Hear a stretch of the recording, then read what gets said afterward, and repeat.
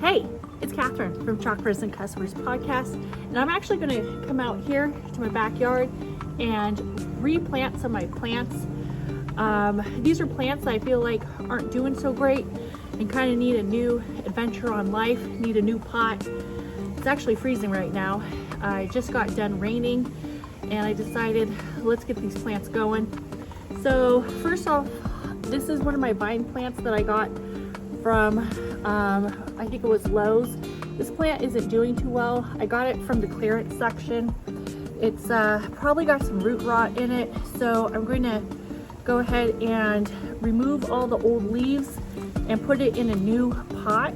I actually got this plant for about $1.99, $1.89, and I love saving plants and kind of giving them a new life. My plan is to combine it with this other viney plant. They look like they're the same kind, but I'm not 100% sure. And get this one going in a new pot too. And this is my Monstera plant that, as you can see, is kind of living in water. It's a clipping that I propagated from my big Monstera, and I'm going to combine it to this pot. So let's get these pots going. Let's get this planting done so we can get inside. I'm freaking freezing. Monsteras, they do good.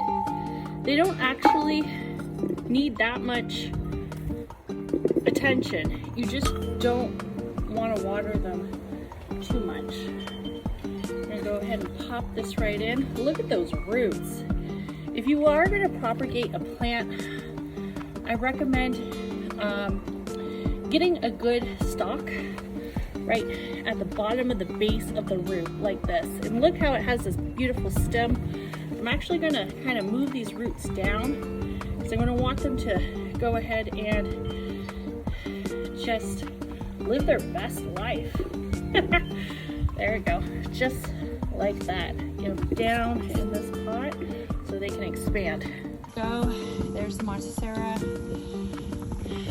Nice patted down. I'm gonna add some water, make sure the roots are firm, stable. It looks good. But as you can see, this one was starting to turn a little yellow. I think it was ready for me to put it in a pot. So hopefully that leaf lasts and this plant thrives. Honey tree, you know,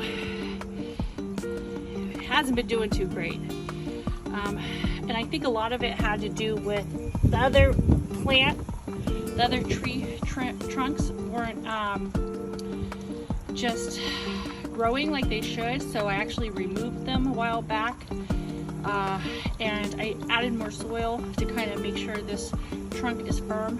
I plan on getting another tree trunk. I don't think this kind of vase or this kind of planter works well for them, so my next one will have a different type of planter, maybe more of like a V-shaped dynamic. I think this one holds too much fluid and water. Look at this little vine plant, barely hanging on. One root. I'm gonna pot it with this other vine plant. Hopefully community will keep it growing. Keep it in the right direction and it'll survive. But yeah, barely holding on. Definitely was time to get it out of that big pot. There was too much room, couldn't grow. Plants are kind of like humans, you know? Sometimes we have to accustom ourselves to our environment. I am a messy gardener. I don't wear gloves. That's why I never have my nails done. You know, I like to get in there, get in the ground, get in the dirt, do some grounding, do some work with the earth. And these plants are babies. These are baby life beings. Just like the life beings that we are. They all have energy and sources, and I love them, so we gotta take care of them. So I got most of my new plants. This is my new one, the Monstera planted. What I'm doing right here is I'm just poking in these little micro Miracle Grow sticks into the plant.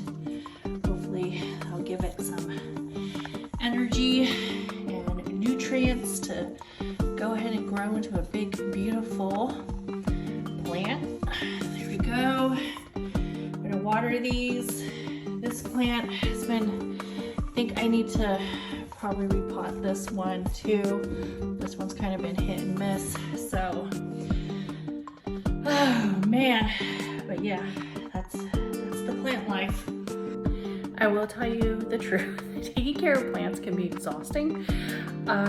Definitely because you have to check on them every day, you know, well, not every day, but you should at least check on your plants like once a week and make sure that they're looking good. Sometimes you have to move their location, put them in more sun, less sun.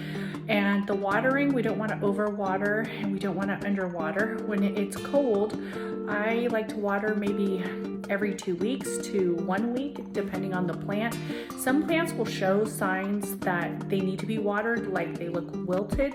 That's really what I go off of. If they start to look wilted, then I know this plant might need a little bit more water versus another plant.